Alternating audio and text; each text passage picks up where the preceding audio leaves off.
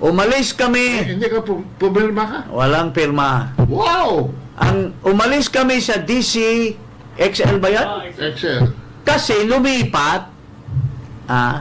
Lumipat. Hindi, dahil hindi kami makabayad. We are more than willing to pay even double or triple of what they are asking.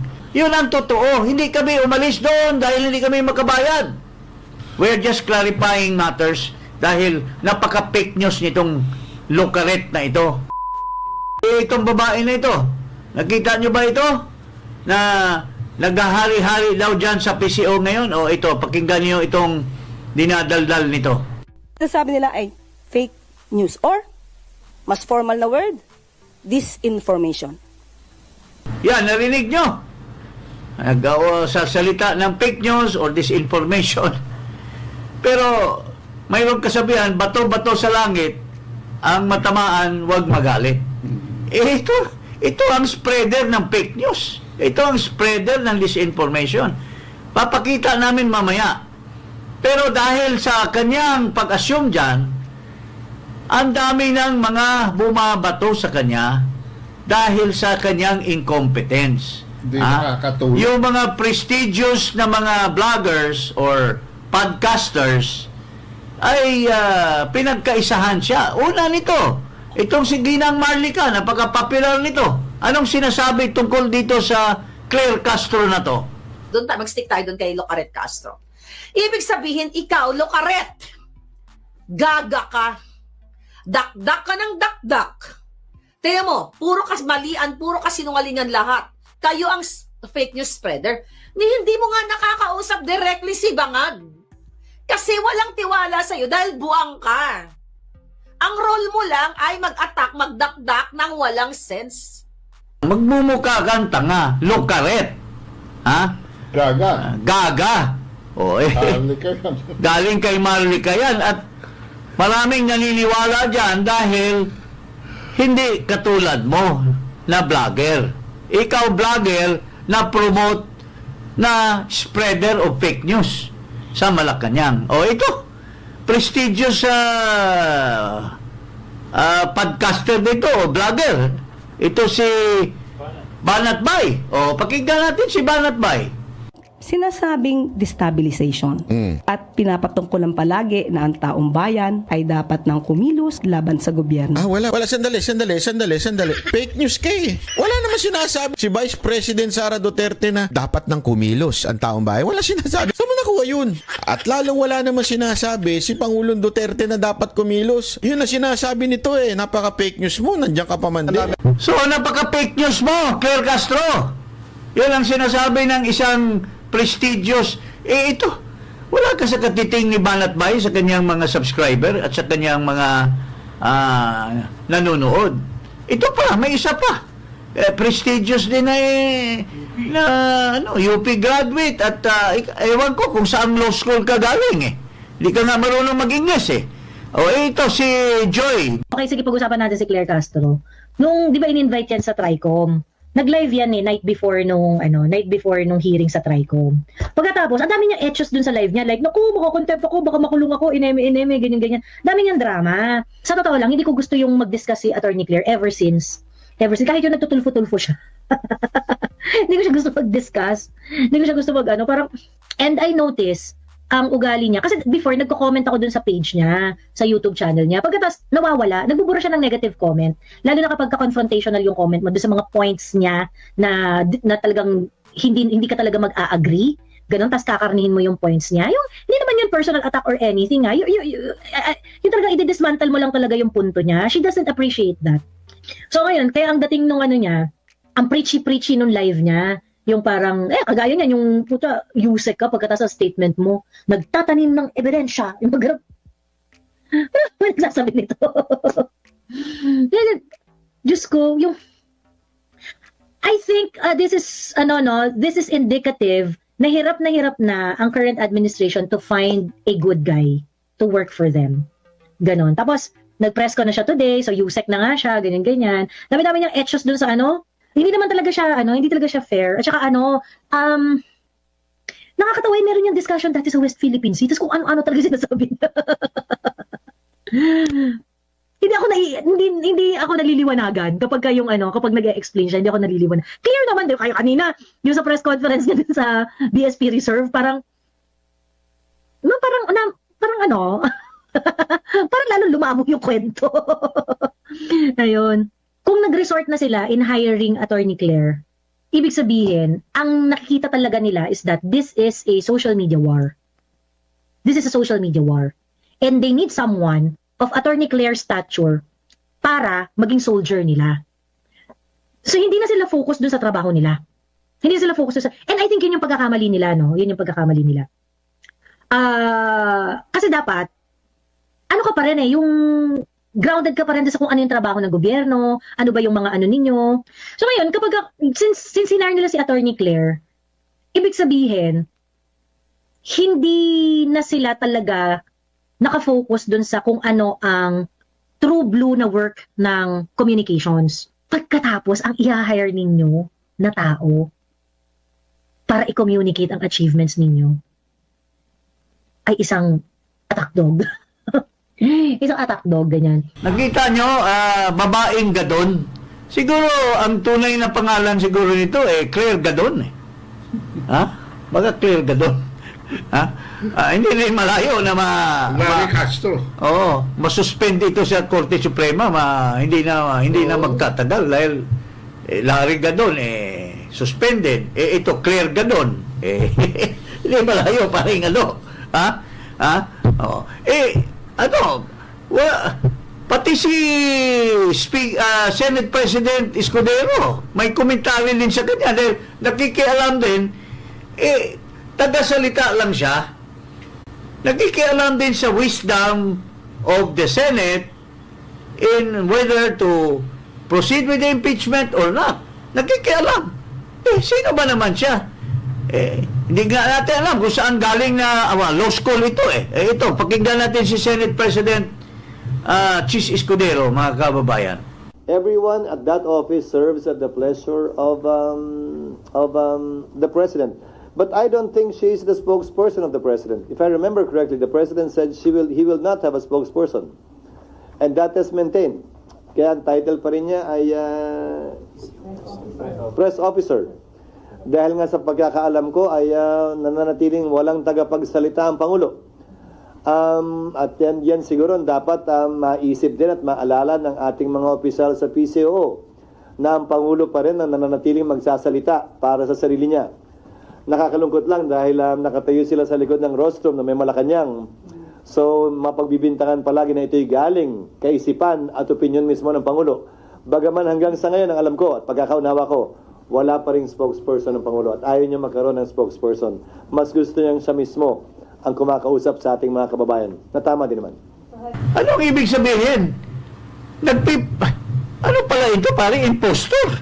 Ha? Sabi ni Chis Escudero, ayaw ni Presidente na may magsasalita para sa kanya. Ano pala itong in the guise daw of speaking for Malacanang? Sino bang, if you're speaking for Malacanang, you're speaking for the President. Pero sabi ni Senate President, nasa likod pa ng rostrum, nagsasalita, hindi naman, unang-una, sabi ni Marlica, hindi naman nakakausap ni Presidente yan Ha? Wala naman access kay Presidente yan Ha? Hinayo lang yan dyan, kung sino-sino lang ang siguro nag-uutos yan. Ha? Gusto lang pumapel, wala namang papel. Ito, tingnan mo. Ha? Nagpapa-press con. Pero, sino nag-utos sa kanya mag-press con? Wala naman siyang alam sa mga isasagot sa... Wala naman siyang alam kung ano ang mga nangyayari. Tapos, nagpapa-press con ka at maski anong tanong sa nasagot mo, pero walang substance yung sinasabi mo. Ito, pakinggan natin dito isa-isa itong sinasabi na Lucaret. Ha? Spreader of fake news, itong Castro na ito. Pakinggan natin yung kanyang press con, mga kababayan. Ma'am, good morning po. Ma'am, may we just get your quick reaction sa recent pronouncement ni former spokesman Harry Roque na kahit gaano ka kagaling na salesman, kung hindi maganda ang produkto, mahihirapan kang ibenta. Good luck daw po sa inyo ni Secretary J. Ruiz. Naniniwala po talaga kami na mahirap ibenta ang bulok o masamang produkto. Mahirap po talagang ibenta kapag ang ibinebenta mo, kailangan mo pang linisin ang mga sinasabi. Mahirap daw ibenta ang bulok na produkto. So, sino bang binibenta mo? Ha? Spreader of fake news. Castro. Hindi ba si Marcos Jr.? Pati boss siya siniraan niya. Sinisiraan mo pa na mahirap ibenta? Dinidepensa mo na nga na bangag tapos sisiraan mo pa na mahirap na ano pare? Anong sinasabi? Ikaw nga magsalita. Mahirap daw ibenta ang masamang produkto. Siya, bato-bato sa langit, ang tabahan, huwag magalit Alam mo, pag sinabi niya yan, iba nagre-register sa utak ng bayan Oo. Kasi ang bayan ngayon, alam naman kung sino ang masamang produkto. Si Marcos ang masamang produkto. Tapos, masama pa yung taga-salita para sa kanya, lalong mababaon si Marcos sa taong bayan. Ito pa. Ano pang nagsasabi nitong Lucaret. Sabi ni Marlica, itong Lucaret na ito. Lucaret. Ito. Hindi po kami salesman dito. Kami po ay messenger. Ang salesman po kasi kailangan na maganda ang bokadura mo.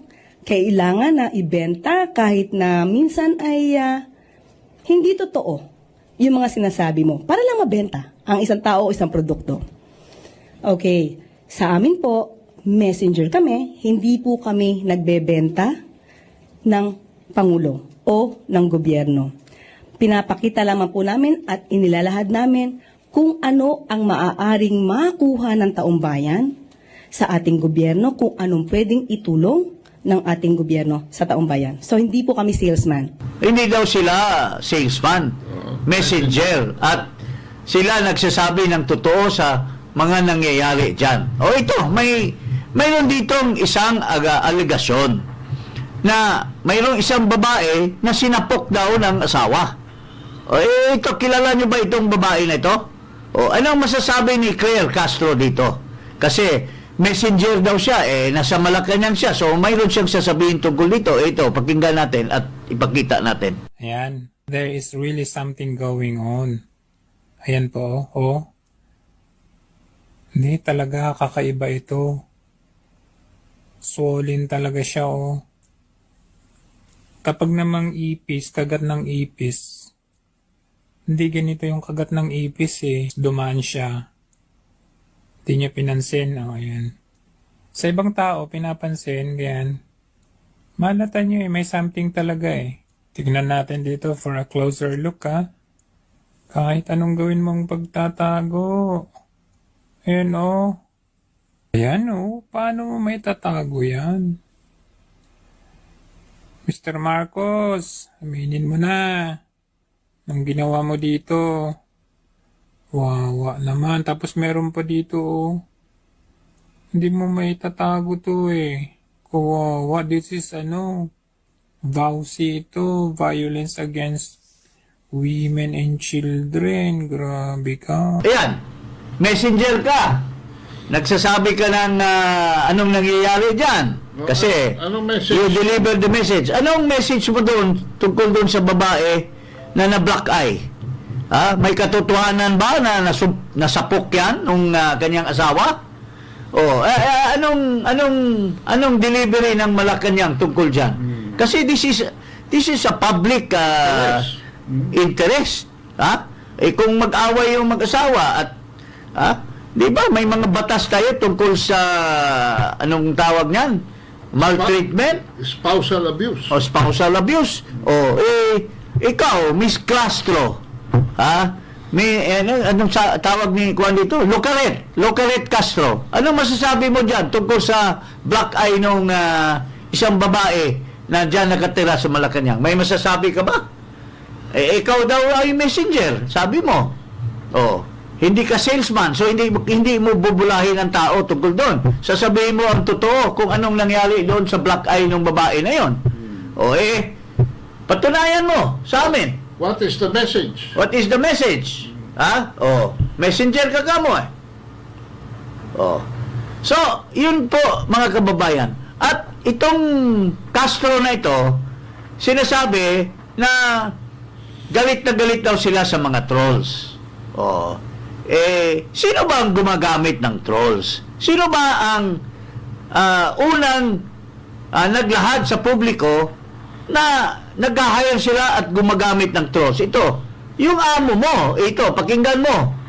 Nung nagkampanya pa siya, sinasabi nila na gumagamit sila ng trolls. So, yung mga trolls na yan ay tuloy-tuloy na binabayaran. Tapos sasabihin mo na mga fake news aalisin nyo yung mga trolls ay magkaroon ng guidelines against trolls. Yung amo mo mismo ang nagsabi na gumagamit kayo ng trolls. Ito, pakinggan natin ito. Nag-start talaga ito dahil noong 2016 nagpo-protesta tayo, wala tayong makuha na oras sa ABS, wala tayong makuha sa Channel 7, wala tayong makuha sa Inquirer, wala tayong makuha sa Philstar, binabanat-banatan tayo ng Rappler. Sabi ko, the only option that we have is social media. Kaya June kami nag-concentrate. Kaya nag-hire ako ng libo-libo na troll army. Ipapakilala ko sa inyo ang ating troll army. Can you please show yourself? Emerald, Franz, Gerald, tatlo yung troll army natin, tatlo. So, nag-hire siya ng troll army. According to Marlica, ang pinaka-leader ng troll army niya ay yung Emerald Bukangkang. Natanggal na daw? Wow! Natanggal na daw sa Malacanang. Hindi natin alam, Akala ko yun na nag-acting nung umalis si Cesar Chavez. So, hindi na pala pwede yung ito, si Banat Bay, may sinasabi. Tungkol diyan sa Claire Castro Troll Army. Paninira ng walang basihan at kung ginagamit man po itong mga troll army sa paninira, ibang usapin po yun. Sandali, kung troll army, bakit hindi nyo tanungin si Marcos? Siya nga mismo nagsabi niya pinabati niya yung mga troll May video ho siya niyan. Ba't hindi nyo siya punahin? Yung boss mo, punahin mo.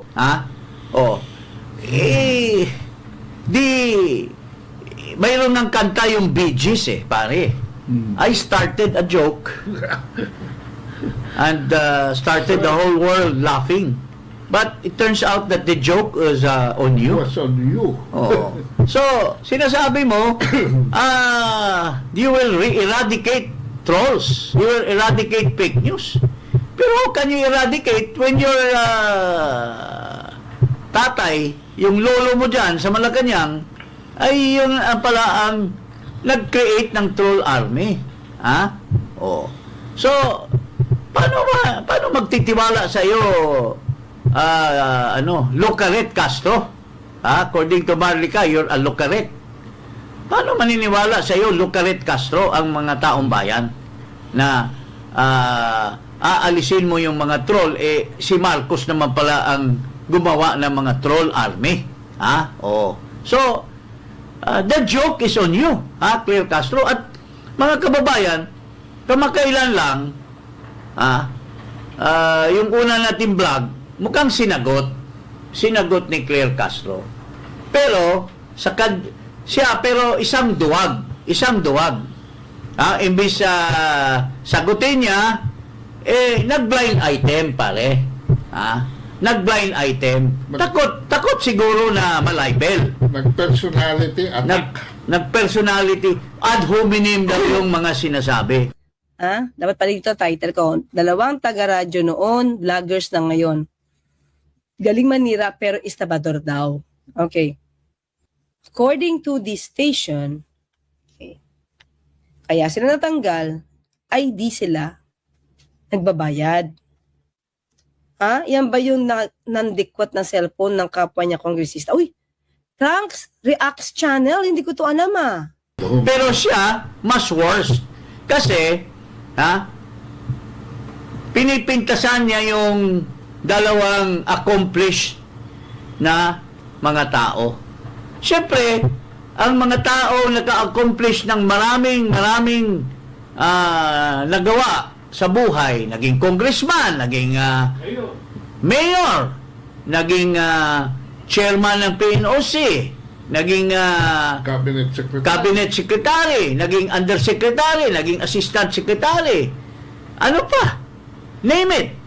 So, pag tumanda tayo, we have accomplished all these things. At saka nagkakaroon tayo ng institutional memory. May build-up. 35 years tayo in government service. Sina-challenge pa niya, yung yun ang binablind item niya na trial lawyer ako. Baka i-cross-examine ko siya. Miss Castro, hindi ko alam kung saang law school ka. Maski saang lupalop, magdebate tayo anytime. I will face you. Pero unang-una, fake news ka. Kasi hindi mo pangalanan yung sinasabi mong hindi nagbabayad ng utang. Pangalanan mo. Sinasabi mo pa, estapador. Hindi ka ba nagbabasa ng revised penal code? Hindi mo ba alam yung definition ng estapa? Mga akusa ka ng estapador sa isang tao na kayang-kayang bayaran maski magkanong utang, tapos sasabihin mo, estapador. Dapat, pag mag-aakusa ka, fake news, Lucaret Castro, ilabas mo yung pangalan para naman magkaroon ng hustisya, na magkaroon naman ng due process. Ilabas mo yung kontrata. Kung mayroon mang kontrata, ilabas mo yung billing. Billing ng naniningil. Statement of account. Statement of account. Demand letter. Mayroon ka ba? Kasi kung maniningil kayo at hindi kayo nabayaran, ibig sabihin, hindi, estapa yan hindi nga, wala nang alam ito sa batas Non-payment of debt is civil case. Pagka walang alam, tapos sasabihin, estapador. Tapos, mayroong isang listener niya na biglang nag-volunteer na mayroon daw isang isang abogado na nagpunta sa Congress, tinangay daw yung telepono ng isang certain congressman ng Akbayan na ang pangalan ay Villarin at ninakaw na yung cellphone. Si Trunks Reacts Channel, yun ba yun ang dekwat ng cellphone ng kapwa nila kongresista? May issue bang ganito? Teka nga lang. Meron ba? Wait lang Bakit dinekwat? Dinekwat talaga, no? Ba't ninenok? Nagalit lang. Hinablot ba to? Hindi mo muna inalam. Fake news ka talaga. Kung anong nangyari. Kasi nag-file ng kaso yung ulol na congressman na yan. At wala pang isang hearing ay dinismiss na ng piskal. Walang basihan yung kanyang kaso. Because there was really no theft of that cellphone.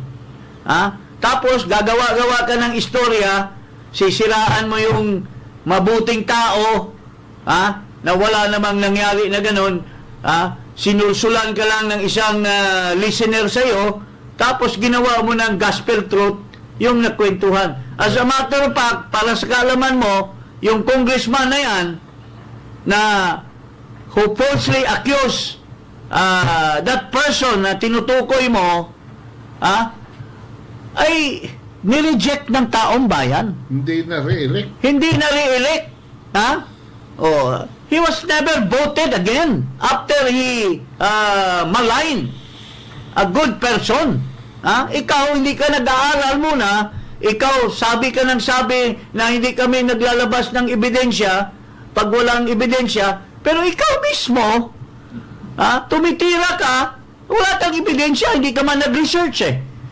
Ha? Binulungan ka lang eh. Akala mo, gospel truth na yung sinasabi mo. Intrigera ka. Intrigera. Ha? Kaya sabi ni Maharlika, Ginang Maharlika, lokaret ka talaga. Lokaret ka talaga. Ha? Pero si Marcos hindi naman nag-iintriga eh. Si Marcos, matino. Wala lang utak.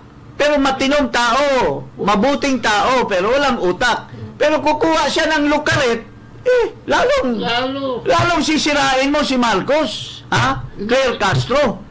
Palagay ko hindi si Marcos ang kumuha rito eh. Oo.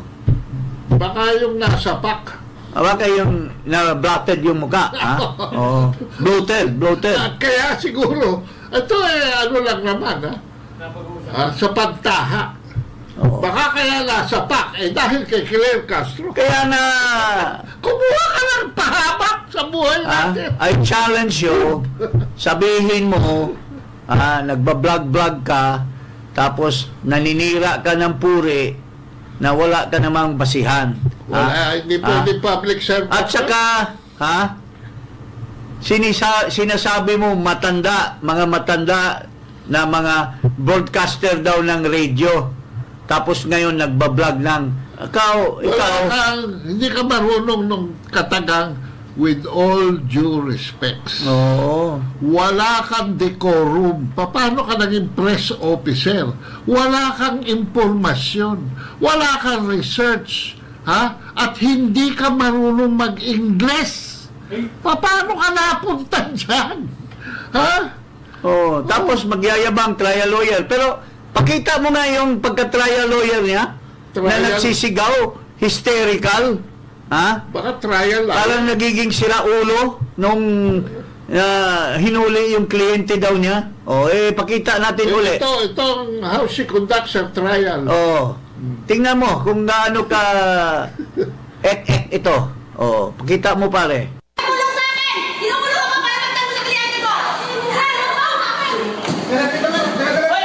Tingnan mo, nagsisigaw, abogada.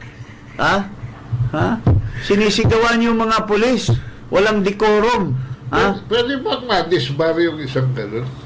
Well, with that as evidence? Well, ngayon sinasabi ni Joy De Bebre na ang apelido pala nito ay Claire Gadon, ay baka nga susunod sa footstep ng kanyang pinsan, nakapangalan niya.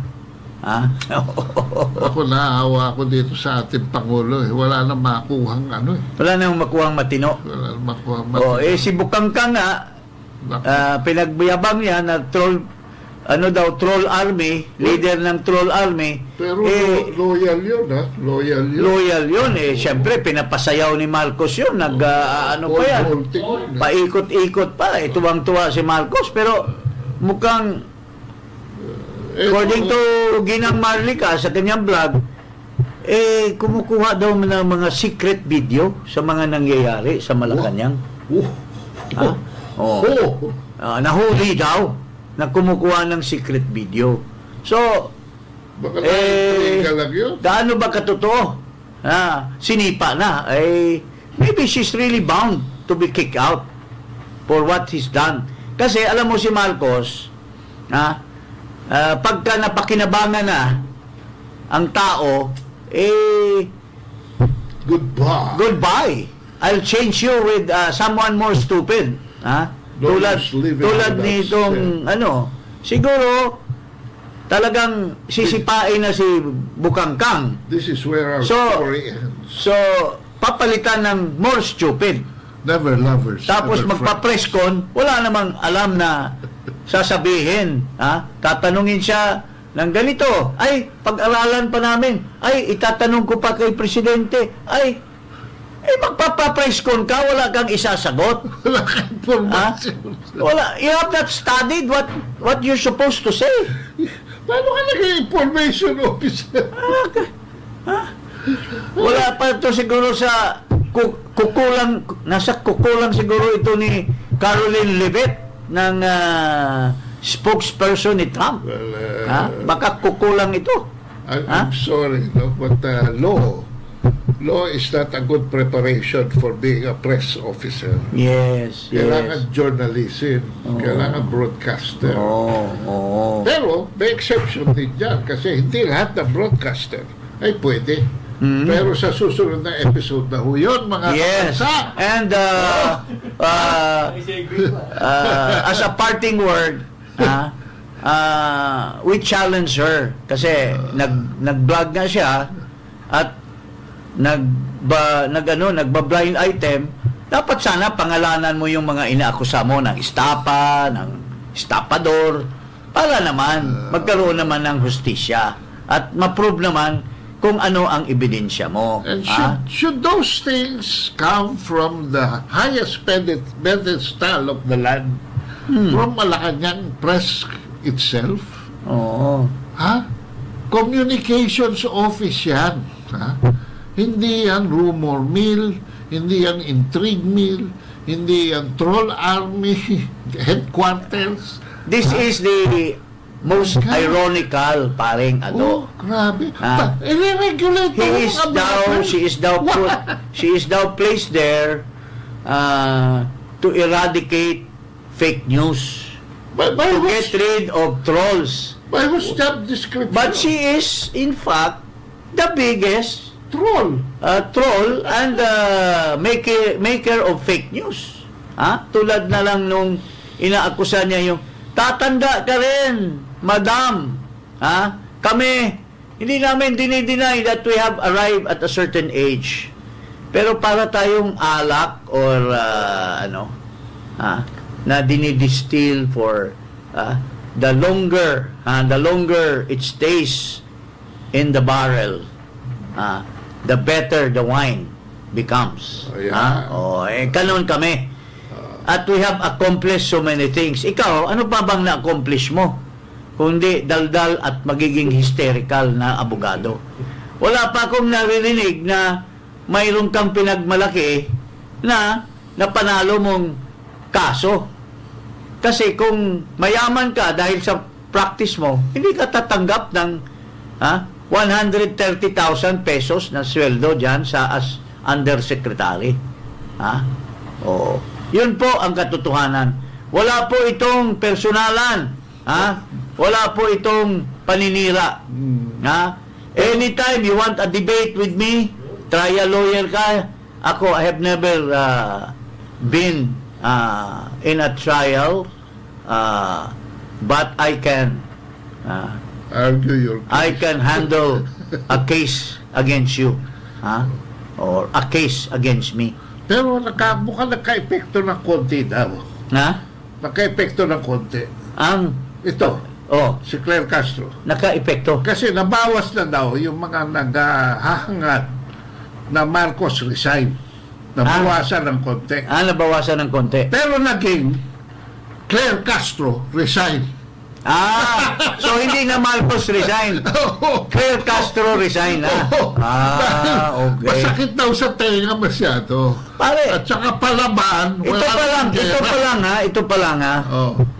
Hindi talaga siya nagre-research dahil doon sa blog niya, dalawang matatanda daw. Galing daw sa radyo at ngayon nagbablog. Pare, hindi tayo magkasama. Nung nagradyo kami, para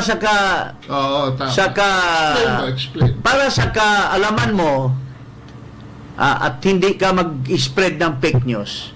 Ang nagradyo lang ako, si Eli, yung best friend mo, Eli Saludar, at saka si Ricky Rivera. Pumirma ng kontrata namin si Ricky Rivera. Umalis kami. Hindi ka pumirma ka? Walang pirma. Wow! Umalis kami sa DC, XL ba yan? XL. Kasi lumipat,